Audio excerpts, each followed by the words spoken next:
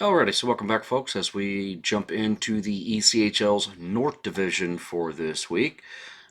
Everybody in the North Division, again, we're going to go over what the playoff structure looks like for the ECHL as we get closer to the Kelly Cup playoffs being set.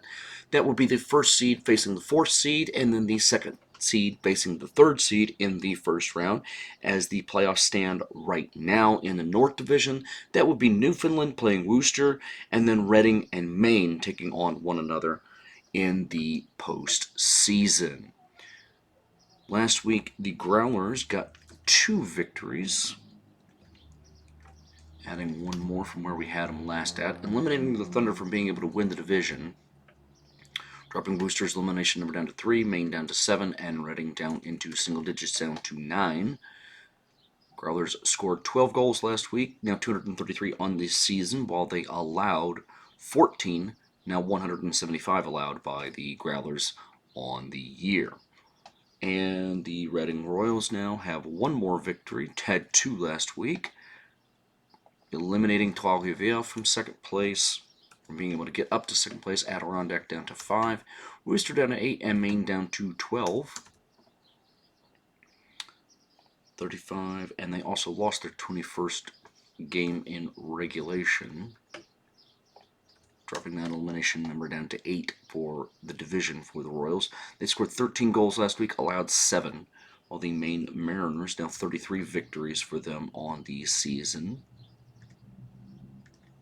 dropping Trois-Rivières' elimination number down to 2, Adirondack down to 8, and Worcester down to 11. Of course, none of those do involve the tiebreaker that we also have yet to get in here, as Maine loses their 23rd game in regulation, dropping that elimination number down to 6 for the division and 11 for second place. They are now 33, 23, 2, and 1. The Mariners scored 11 goals last week and also allowed 11 goals. We're going to go ahead and go right down the list in terms of schedules here as well. Newfoundland with a rough stretch this week. They play 3 games. They will be at Florida on Wednesday, Friday, and then on Saturday. For the Reading Royals, they will visit the Toledo Walleye on Friday before taking the drive down to West Virginia to take on the Nailers on Saturday and Sunday. For the Maine Mariners, they also have a tough stretch. The Mariners are one of the few teams in the league, I believe, if not the only team. I think they're actually the only team in the league that plays 4 games this week.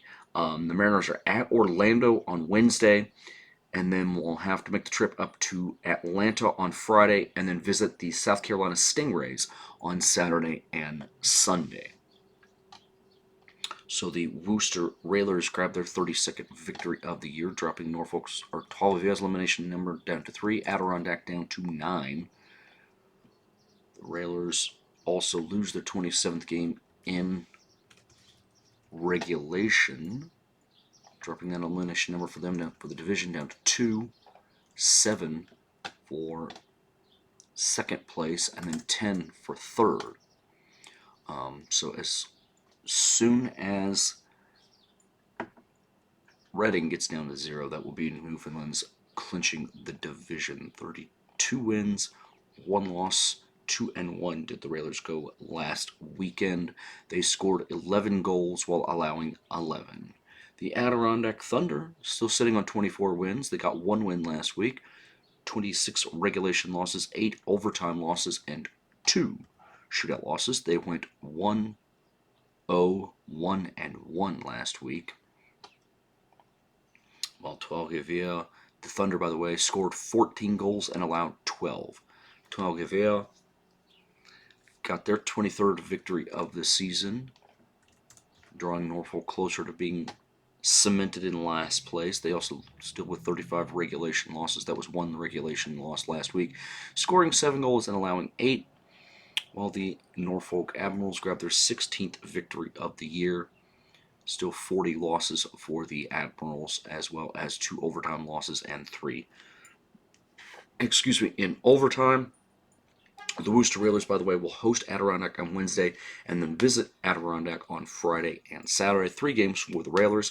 For the Adirondack Thunder, they play those 3 games against Worcester, traveling to Massachusetts on Wednesday before heading back home on Friday and Saturday for Trois-Rivières. They will host Norfolk on Wednesday, Friday, and Saturday. So again, Norfolk is at Trois-Rivières on Friday, Saturday, and Sunday. So the next thing we're going to do here for you folks is we're going to check our elimination numbers. The elimination number for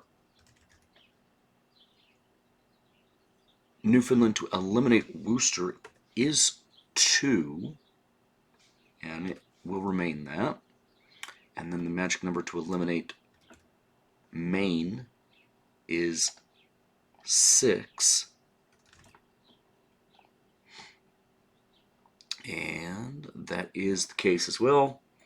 And then the elimination number to take out Reading and clinch the division is 8. Excuse me, it is 8 for Newfoundland. So again, Newfoundland, the best that they can do this week with Maine playing 4 games, with Reading just playing those 3. The best that Newfoundland can do with their 3 games is come very, very close to clinching the division.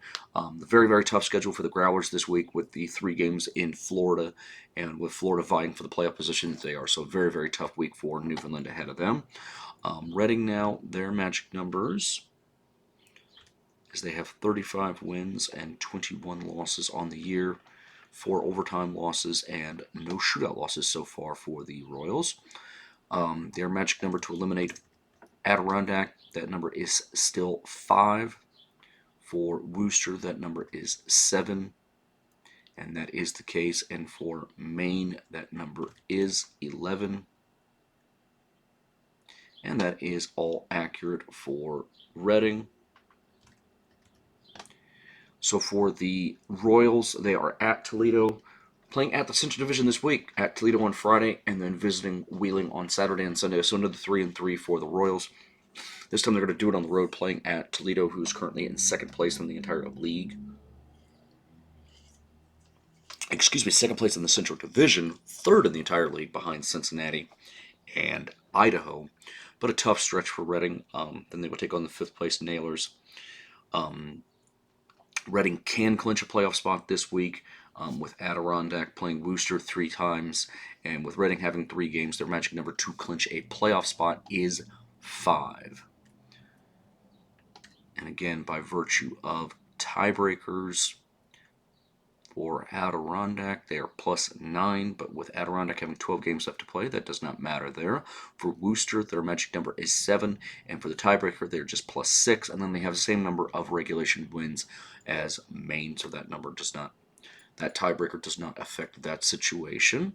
For the Maine Mariners, they have 33 wins on the year, along with 23 regulation losses, 2 overtime losses, and 1 shootout loss for the Mariners.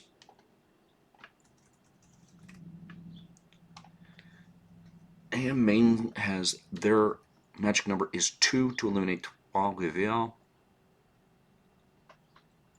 And it is 8 to eliminate Adirondack. And actually, it is 7 to eliminate the Thunder. And then 10 to eliminate the Railers. Those numbers are all accurate. For Maine, we will check the tiebreakers here as well. Because of their 31 wins, because they are +11. Trois-Rivières with 12 games left to play, just barely. They can't eliminate them quite yet. Trois-Rivières with 3 home games this week, hosting Norfolk. And then Maine has 4 games this week. They're going to be on the road at the Southern Division for 4 games. So I don't think it's very likely.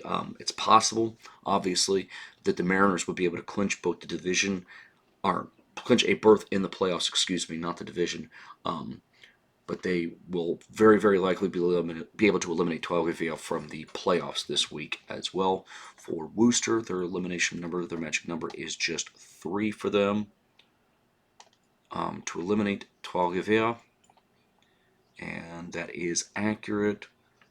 And then elimination number 9 for Adirondack. That number is not accurate because of Adirondack losing an overtime and a shootout this week. That magic number is actually down to 8 for the Thunder in that regard. And then we will check tiebreakers here as well. Worcester is +5 on Tuolgevia and then +3 on Adirondack. So because of those, they are unable to clinch anything or unable to eliminate them from their magic numbers this week by virtue of the tiebreakers. And then we also have Worcester with their magic number being 3 to eliminate Tuolgevia, playing Adirondack this week, and then Tuolgevia playing Norfolk. So Worcester has a pretty good shot of eliminating Tuolgevia this week and going head-to-head with the Thunder. If they can get their 3 victories this week, then that magic number would go all the way down to 2 for the Railers. But that is Adirondack playing for their playoff lives. This week. So, Adirondack with 24 wins on the year. Thunder did a good job of playing Newfoundland this week. Getting points in all 3 games. Unfortunately, they only got 1 victory, which kind of hurt the Thunder quite a bit.